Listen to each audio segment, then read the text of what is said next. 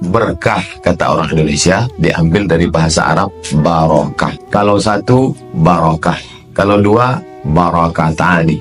Kalau tiga dan seterusnya, barokat. Berkah Allah, kata ganti di ujungnya, barokatuh. Ba, biasanya bahasa Arab itu diambil dari tiga huruf. Barokah. Kasih sayang, rahmat. Ra, ha, mim. Barakah. Barokah.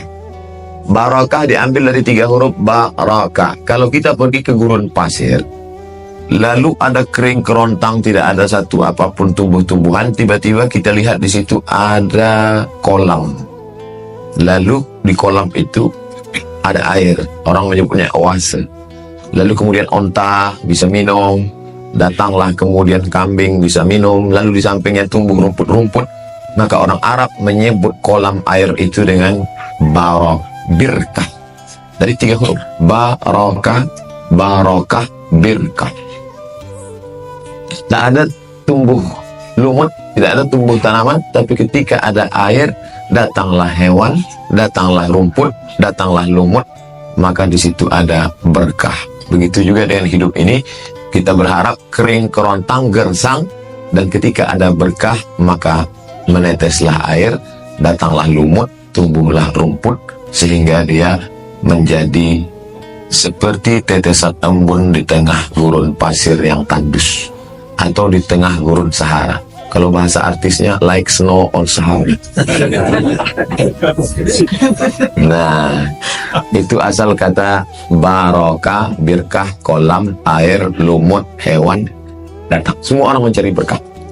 Asal kata birkah yang kedua, barakah, artinya barakah ya buruku, onta yang turun ke bawah. Ada onta, tidak ada yang punya, tidak ada tuannya. Lalu kita masing-masing punya tanah. Bapak punya tanah, bapak punya tanah, ibu punya tanah. Dan kita semuanya diam. Kemana onta ini berhenti, maka di situ disebut barakah. Kebetulan onta itu turun di tanah saya, maka orang akan berkata, tanahnya barakah. Karena onta turun di situ. Kalau sudah onta turun di tanah saya dapat susu onta, saya dapat daging onta, saya dapat kulit onta, dan saya dapat tunggangan onta yang tahan tidak minum 1 bulan. Karena di lehernya ada kantong tempat air.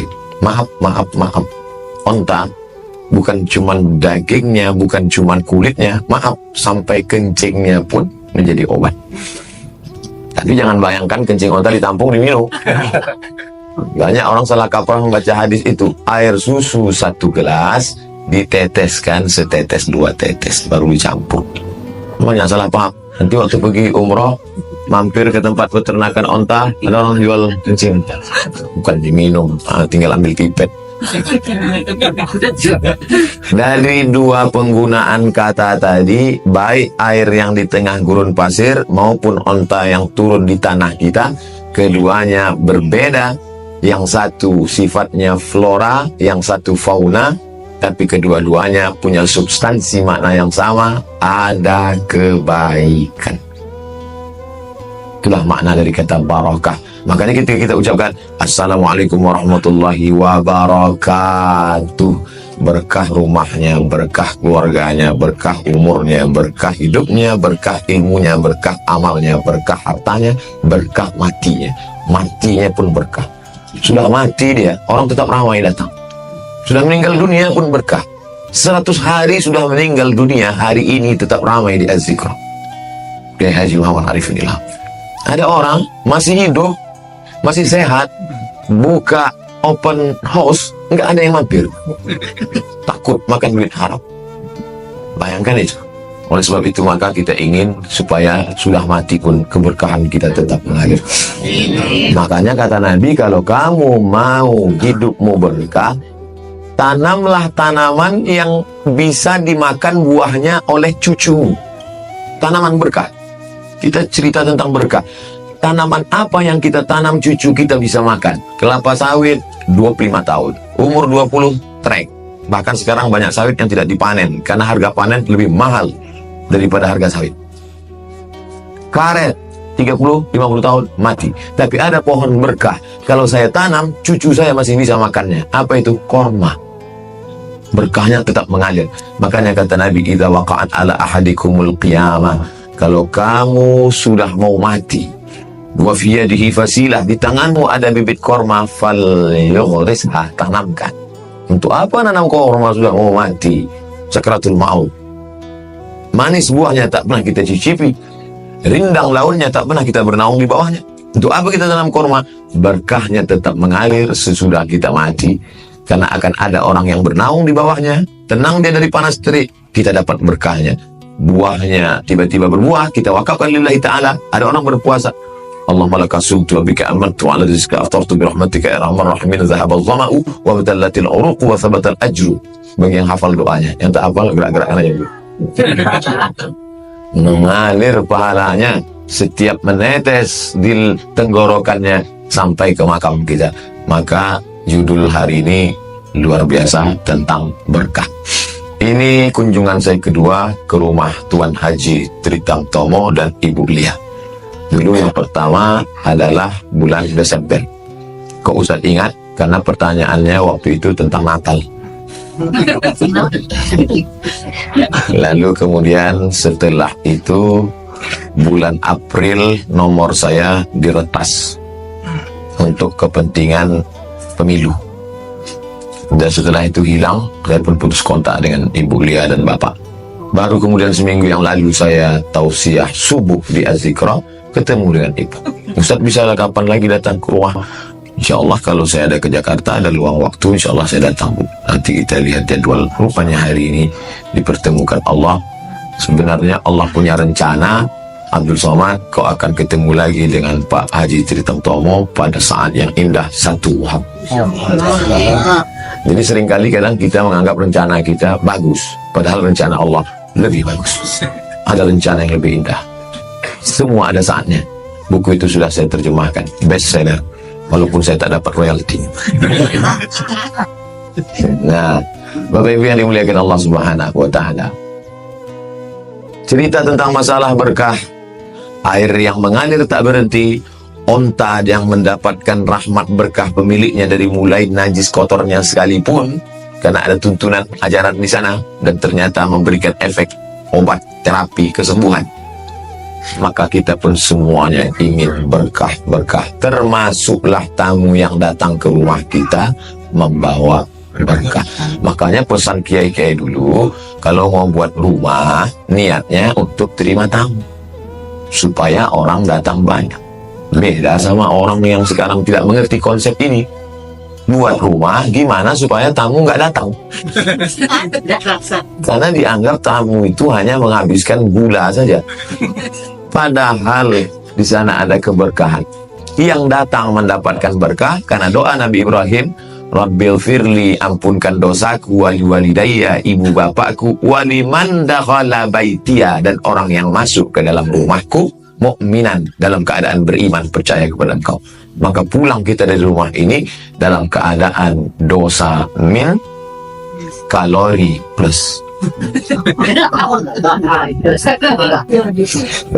Rusak diet saya kok. Tapi ternyata tidak semua, karena tadi waktu saya makan pas ngajak, Pak makan minum, soim, puasa. Itu bedanya dengan saya kalau sedang puasa sunat, pertama diajak orang, Ustaz silakan makan, saya lihat lauknya dulu. Kalau ikan asin ngapain dibatali? Boleh dibatalin Pak Ustaz, puasa sunat, kecuali fardu wajib. Nah, itu maksud saya, kalau masih ada yang bertahan puasa, ya nggak apa-apa. Tapi kalau berubah hati, ya istikharah. Tapi tadi katanya puasa, istikharah, ku berkata lain. Nah, lagi-lagi berkah. La ya'kulu ta'amaka illa taqiyun. Yang memakan makananmu itu orang yang bertakwa. Kalau yang memakan makananmu itu orang yang bertakwa, maka makanan yang masuk ke perutnya untuk liyuqima sulbahu, menegakkan tulang belakangnya. Kalau tulang belakangnya sudah tegak berdiri, maka dia akan mengangkat tangannya dan berkata, Allahu Akbar, pahalanya mengalir. Apalagi dari makanan tadi, ini lama tegak berdiri. Allahu Akbar. Makin bergizi, makin baik. Tapi nyamuk dia akan bertahan hidup lama kalau perutnya kosong. Kalau nyamuk perutnya berisi, tak lama lagi dia akan mati. Makanya nyamuk berusaha untuk menahan selera supaya dia tahan umurnya panjang. Tapi begitu dia mulai dapat kulit dan ketemu darah, dia mulai lupa. Akhirnya dia serat dan kenyang, tak dapat terbang. Makanya nyamuk kalau sudah kenyang, bunuhnya kan mudah. Kalau lapar, mana dapat. Tapi bukan berarti ini berarti menyindir yang kenyang. Saya tadi kenyang. Dan dalam makanan itu ada berkah. Kenapa? Karena saat makan tadi apa kata saya? Allahumma barik, baraka, barik, berikan berkah padaku dalam makanan ini ya Allah. Ini hari Ahad, pergi ke hotel, ada anak orang nikah. 2 pasangan mempelai, Masya Allah. Saya paling suka kalau undangan nasihat pernikahan. Lihat orang nikah, ingat kita nikah. Lihat orang mati, ingat kita mati. Apa doa kita? Barakallahu lakuma. Barakah. Semoga Allah memberikan berkah pada kalian berdua. Pada saat sorenya diundang lagi acara akikah. Anak baru lahir. Doanya, Barakallahu laka fil mawhu. Semoga Allah memberikan berkah pada anakmu. Sama-sama anak lahir di hari yang sama, besarnya sama, gizinya sama, makannya sama. Tapi satu berkah, satu tak berkah. Yang satu berprestasi, sukses, baik. Yang satu sakau. Tak ada berkah. Berkah artinya kebaikan-kebaikan. Ketika saat subuh menjelang matahari terbit, tiba malaikat membawa berkah. Lalu kemudian siapa yang paling banyak dapat berkah pagi itu? Kata Nabi berdoa, Allahumma barik li ummati fi bukuriha. Berikan berkah pada umatku siapa yang paling awal jaga bangun tidurnya. Makanya bangun tidur jam 5, bangun tidur jam 4, bangun tidur jam 2, sholat sunat wudu, sholat sunat taubat, sholat sunat hajat, sholat sunat tahajud, sholat sunat witir, berzikir menjelang subuh. Setelah itu sholat sunat qabliyah subuh, sholat subuh. Itu yang paling banyak berkah dalam hidupnya. Kebaikan-kebaikan. Kata pepatah orang-orang tua kita dulu, jangan sampai rezeki dipatok ayam. Itu dulu. Sekarang dia bangun, rezekinya sudah dipatok ayam, diterkam kucing, tabrak mobil, habis sudah tak ada sisa apa-apa, baru dia bangun. Saya nggak percaya itu sama konsep berkah Ustaz. Itu tetangga saya nggak pernah sholat, nggak pernah ke masjid, nggak pernah ngaji, hidupnya mewah, rumahnya besar, mobilnya besar, istrinya besar. Mana itu konsep berkah? Berkah itu bukan berarti materinya. Berkah itu adalah manfaatnya. Di situ melihat berkah. Justru dalam konsep Al-Quran, ada orang-orang yang umur panjang, badan sehat, nikmat banyak, tapi Allah tidak sebut dia berkah, tapi disebut dengan istidraj.